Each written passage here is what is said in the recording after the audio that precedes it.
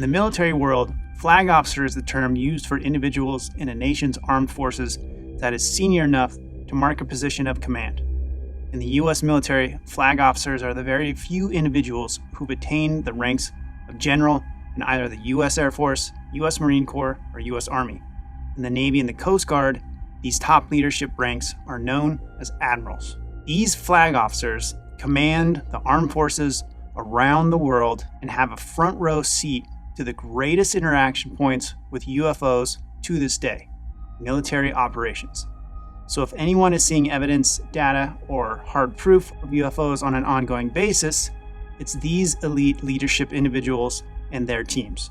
Rear Admiral Tim Gallaudet served over 32 years in the U.S. Navy, commanding fleets of vessels, and was the chief oceanographer for the U.S. Navy when he retired. He also served in positions at the Pentagon, Stennis Space Center, and in presidentially appointed and Senate-confirmed positions within the U.S. Department of Commerce. He served as the head of NOAA, National Oceanic and Atmospheric Administration, whose charter covers territory from the bottom of the seafloor to the surface of the sun. Rear Admiral Tim Gallaudet is yet another ultra-high-level military and government leader who's stepping out into the public with comments about UFOs that are absolutely astonishing, openly discussing the reality of UFOs, USOs, unidentified submerged objects, the existence of need-to-know special access crash retrieval programs that were encountering non-human off-world entities, and more. And guess what? No one is talking about this again.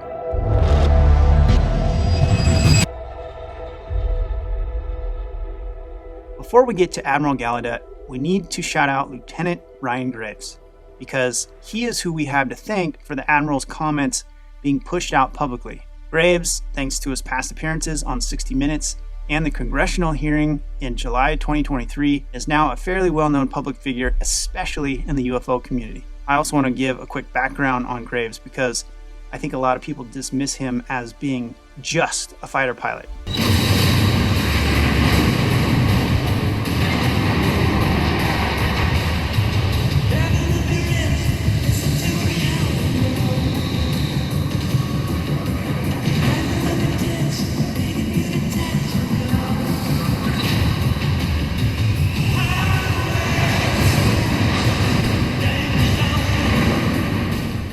As if that was insignificant. No, Graves is an extremely intelligent and experienced individual who's worked not just in the military, but also in the aerospace and defense industries beyond his Navy service. In 2019, Ryan left the Navy to join Fast Labs, an advanced R&D center within BAE Systems' electronics sector.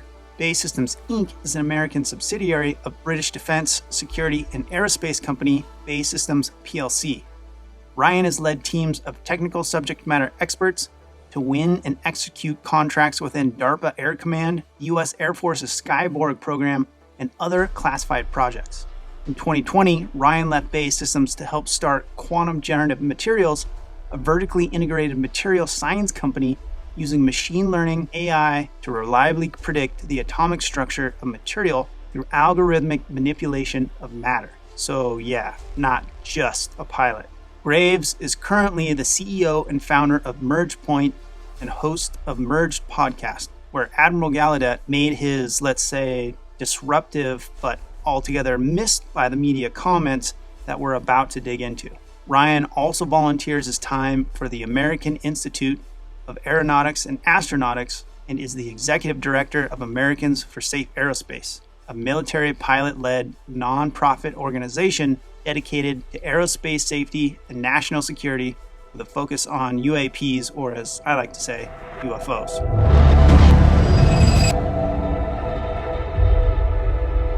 As impressive as Ryan's CV is, it was one of his rear admirals, Tim Gallaudet, who was on a command post when Graves was aboard USS Theodore Roosevelt, flying training workups off the U.S. East Coast around 2015, where they were having daily UFO encounters, and when the now famous gimbal and go fast videos were recorded by his squadron. These encounters were happening with such frequency during these flights that the entire fleet's training workups were nearly canceled. They were so disruptive that up the chain from Admiral Gallaudet's position, an email hit his inbox on the secret Navy internet service from the United States Fleet Force's operations officer. This email was titled Urgent Safety of Flight Issue. Here's Admiral Gallaudet explaining what U.S. Fleet Forces is. U.S. Fleet Forces is a command in Norfolk that oversees aircraft carrier strike groups, expeditionary units, even submarine forces. So it's a 4-star command in charge of largely all the operational units in the U.S. before they deploy. So Admiral Gallaudet was reporting to U.S. Fleet Forces as support command when he received this email. Other people reporting to U.S. Fleet Forces at this time were other commanders of strike groups, other admirals, commanders of other shore commands, senior leadership executives, and even up to a Navy 2-star admiral. And this email went out to all those individuals in a blanket email. The important thing to note here about this is, according to Admiral Gallaudet, this never happens. Emails go to specific people or specific command leaders, but never a blanket message to everyone. Attached to that email was the now famous Go Fast video. In the text of the email, the operations officer wrote, "If any of you know what this is, tell me ASAP. We're having numerous mid-air collisions, and we're going to have to shut down this exercise if this keeps going on." This is important to note. The skeptics want to argue this video is something prosaic. What they're missing is the context that this was just one of the objects that were in such high number and unknown origin that it threatened to shut down Navy strike group training exercises. Admiral Gallaudet said, "This moment was so unique that it seared into his memory." The Admiral works with intelligence community programs, but had never experienced anything like this. I work with intelligence community programs. I immediately knew, okay, well, first, that's probably referring to, he thinks that one of us might be working on some IC project and how it hasn't shared with the staff what's happening. And one, and two, though, I knew immediately also, that is not ours. It's not our technology. We don't do things like that in training ranges. We have test ranges to do those kind of things with advanced technology demonstrations. Admiral Gallaudet then flatly states that his overall conclusion from this video was that it simply wasn't ours. Here's the spooky part. Part of this experience, the Admiral said, was the next day after the whole event, that the email was wiped from his computer and everyone else who had received it. If you zoom out for a minute and think about the timing of this, you can't just brush that off to like general hackers, which means that whoever these people are trying to keep this reality hidden have the ability to go into our military's secret communications channels and wipe data from computers without their knowledge or consent, all the way to the very top of our military. That is terrifying. And what's even worse, despite this extremely concerning sequence of events, Admiral Gallaudet said that the thing that shocked him the most... I was the chief meteorologist of the Navy. My job was safety of flight. And so here we are, we're having a major safety of flight concern with these UAP, and no one ever talked about it again during a meeting. Admiral Gallaudet said he went to monthly in-person meetings with Fleet Forces. At these meetings, the ops officer who sent that email was there. The commander and all supporting commanders who were on that email list were there, and no one ever talked about it. Not once, for months. Even if it was just about the terrifying computer hack email deleting thing. Why wasn't anyone discussing this? Do you think there might be a stigma there?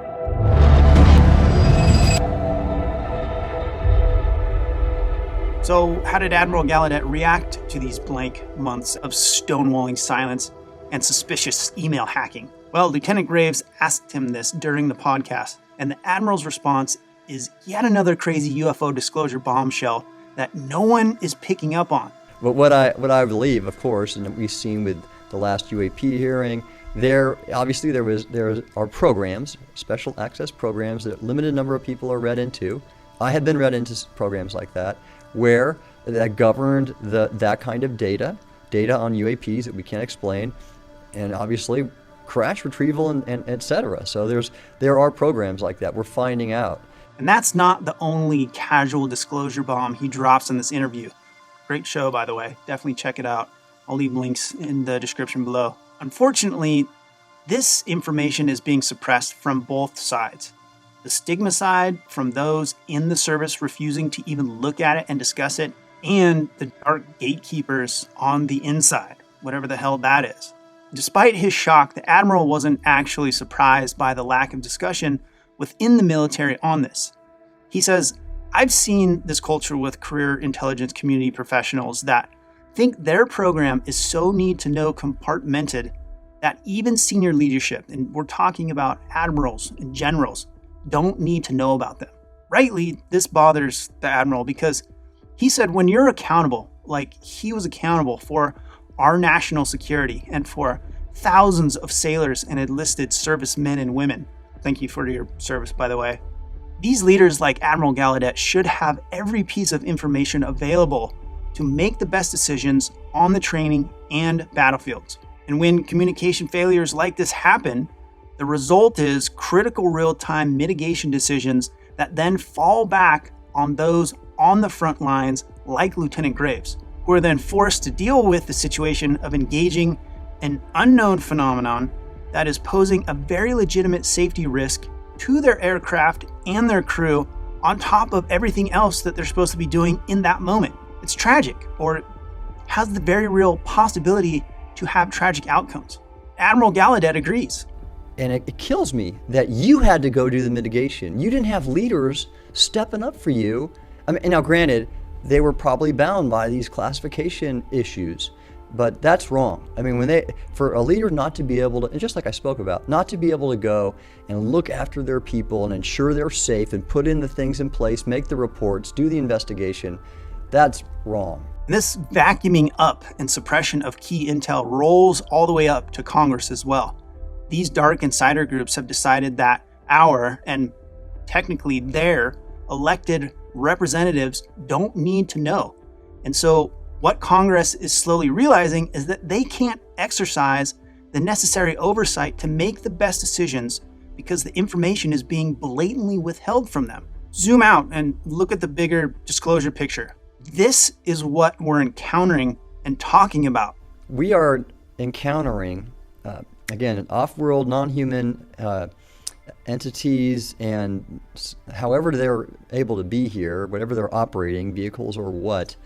And that is just the story of the 21st century. This is changing everything. We're at an inflection point in our understanding of our place in the universe, and the understanding of the physics and technology around that. It's just mind-blowing. Think about what can happen because of this. We could learn new ways of meeting the challenges of our planet, food insecurity, climate change, our own understanding of our social science and the way we think. If there's more than us, we may be hopefully behaving better towards each other on the international stage if we find these things out.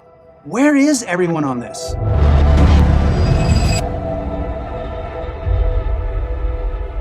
Despite this yet another incredible statement of confirmation from one of our top flag officer admirals, either the stigma, those behind the scenes deleting emails, or both, have decided that it's worth risking our technological evolution, energy evolution, and more simply the lives of our servicemen and women, which in turn is risking your safety, my safety, because our uniformed services are not able to do their best jobs to the best of their abilities because they aren't allowed to see the whole picture.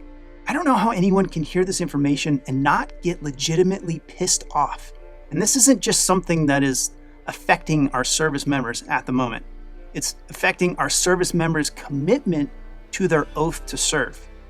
Admiral Gallaudet tells the story of an ops force captain, opposing forces pilot, who's a captain in the Navy, echoing the concerns that Lieutenant Graves has been banging the drum about these objects being a serious flight risk. He's been flying out in Whiskey 72 and seen these things all the time, and they're causing major safety issues. So he was just basically echoing what you've been, and he's a captain, and he's wondering if he should stay in because he's just not sure that he can continue to support the ignoring such important issues. Wow. Yeah. Luckily, now that Admiral Gallaudet is no longer in the Navy, he's finally coming out to tell his story. And just because he's no longer serving, it doesn't mean he's no longer in high-watering stratospheric positions around some of the same industries where he can help affect this larger problem. Because like Colonel Carl Nell, People at this level of brilliance and ultra high level achievement will always be in extremely high demand.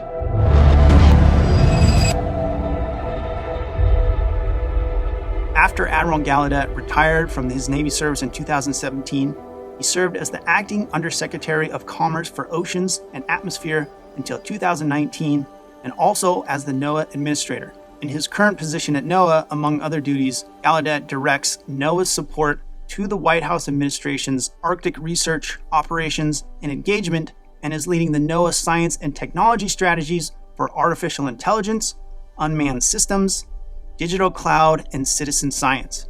The Admiral also chairs or co-chairs a ton of interagency bodies, included among them on the coordinating board for the Committee on the Marine Transportation System, the Ocean Resources Management Subcommittee that is under the White House Ocean Policy Committee, the National Science and Technology Council's Select Committee on Artificial Intelligence, the Policy Coordination Committees under the National Security Council, and the Executive Steering Group of the National Space-Based Positioning, Navigation, and Timing Executive Committee. Like I said, brilliance is always in very high demand. And as a fellow of the Explorers Club, he gets to do some really fun, cool stuff, like cage dive with white sharks off of Guadalupe Island to take pictures and catalog big, toothy fish. Hey, Admiral, if you ever need an extra lens on a project like that, just hit me up. But it's not just the military that is plagued with these issues. As Lieutenant Graves brings up in the interview, and I touched on earlier, commercial pilots also suffer many of the same issues. Lack of resources to report what they're seeing, stigma and discouragement. In some ways, the commercial airlines are even worse in discouraging their pilots from reporting, as there's no shortage, unfortunately, of stories of pilots being told to keep quiet about anomalous incidents and even being grounded if they don't. I'll take stigma and censorship for 1,000, Alex! Basically, airlines would rather just stay quiet about these very real safety of flight issues that affect you and me potentially anytime we get on a plane to fly anywhere. Commercial pilots need to be allowed, even encouraged, to report these incidents.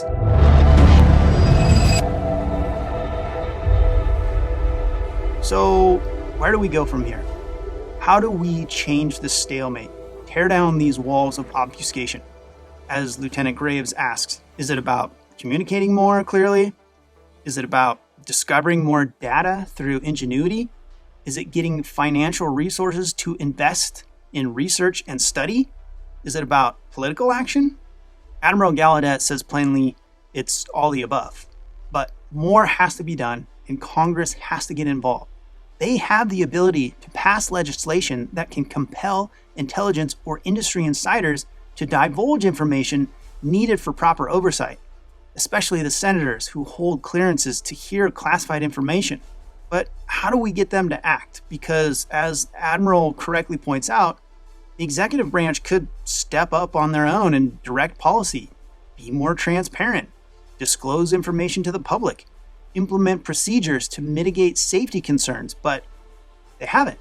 Admiral Gallaudet references the recent House UAP hearing in July 2023, saying it was a very interesting event to watch because we had former Lieutenant Graves, former Commander David Fravor, and former Major David Grush all testify under oath and make the Undersecretary of Defense for Intelligence, the National Director of National Intelligence, and the National Security Council all look real bad.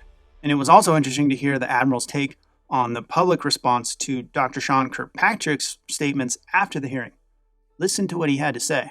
But what's happening now is they do not want to disclose. Everybody blasts Sean Kirkpatrick for his response to the hearing, but he is bound by what the NS, the White House, and what the DOD and DNI want to have done and said. Mm-hmm. And obviously they don't want anything to be done or said. That's why we really need this disclosure legislation that Schumer has introduced. It is a great point to remember because many times, and I would speculate probably most of the time, the people who are speaking on behalf of our government, they are saying exactly what they are instructed to say with their hands essentially tied.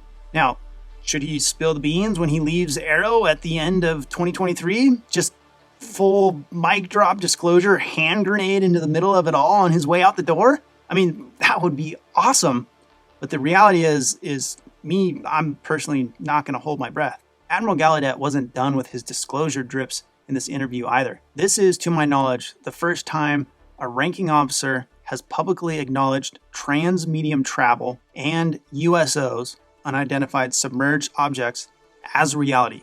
Because we know these objects from multiple reports have exhibited trans-medium movement, and I've received reports from people and of occurrences undersea, so you can call them undersea UAP or what have you, and or USOs. That's the term of art I think people use a lot too, unidentified submerged objects. One more on the record for you from a former high-ranking flag officer telling it in a casual way how it actually is.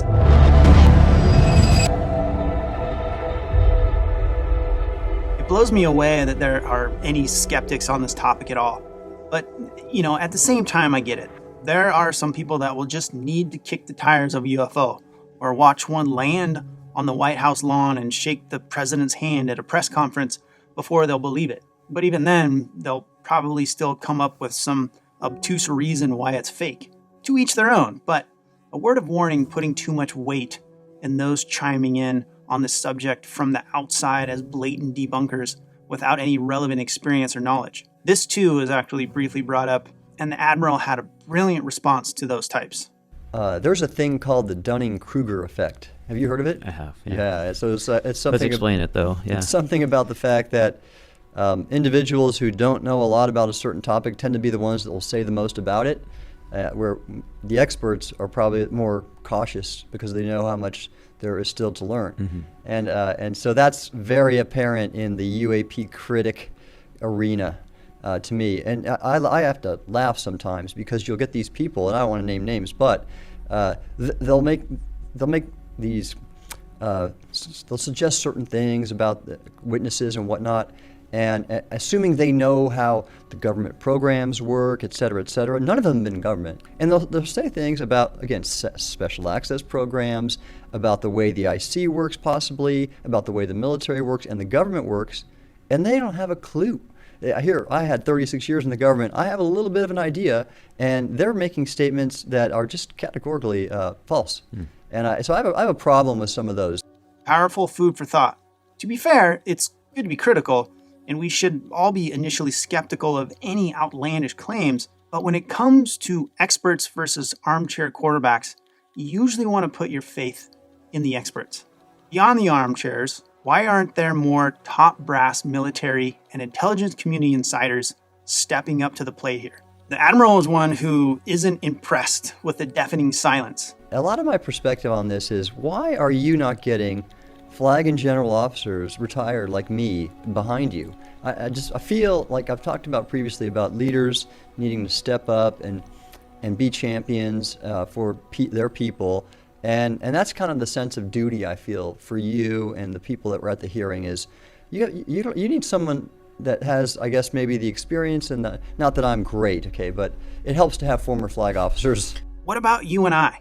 Well, as citizens of a democratic society with elected representatives, the best thing we can do to help this process is to let our elected officials know that it is important to us, their constituents, to have them, our elected leaders, engage with this topic, and that our vote depends on them doing this. You can bet your morning's coffee that it's going to motivate them more than if we didn't reach out. Because again, the one thing that all elected officials care about over almost anything else is getting reelected. And I know that sometimes it can feel like we don't have a voice, like it's pointless to try or to be cynical about getting involved politically. But that's what the disinformation machine wants us to believe. Because if it didn't really matter, why does the lobby industry exist? They spend hundreds of millions of dollars to lobby elected officials to get them to hopefully take a stance on a topic, usually in favor of their business or bottom line. Why do you think political action committees dump hundreds of millions of dollars into advertising around elections? Because they want to spur a very specific segment of the voting population to head to the polls and vote in their favor. But we don't have to sit idle by and just watch. If we can cultivate the mentality that our voice can be heard and that our vote counts, because it does, then together we can create a sea of change. If we engage, we can actually make things happen. United, we frickin' stand.